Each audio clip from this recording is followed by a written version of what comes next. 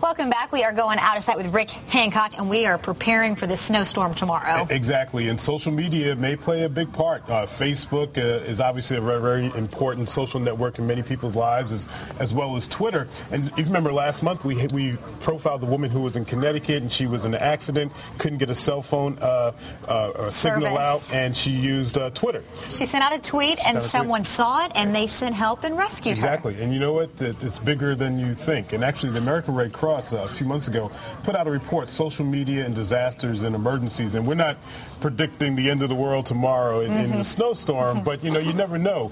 Power does go out. You may run out of gas, or you might spot someone who might be in distress. And if you can't get a cell signal out, how prevalent. So they did a survey of over 1,000 people. And, it was kind of surprising on how big social media is using in emergency. And 1 in 6 people have used social media to get information out about an emergency. And so obviously TV news, what we do, is still a pretty big deal in newspapers, but you can see the numbers for Facebook and Twitter and mobile apps and Flickr and all these kind of things are really picking up.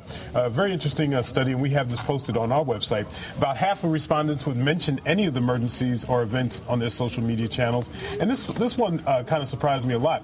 If 911 was busy, what would they do? Again, they would try to reach out to the traditional areas of emergency help, first responders, of police, fire department, and things like that. But again, digital media, text messaging, and even using your cell phone are growing in numbers. Because it's right there on your cell phone, and I mean, with police and fire department, you might have to look up the number if you don't know it. And we'll show you some responses of how people think that these first responders should be responding to social media next hour. So we'll look more at these numbers in a little bit. Thanks, Rick. Logan, over to you.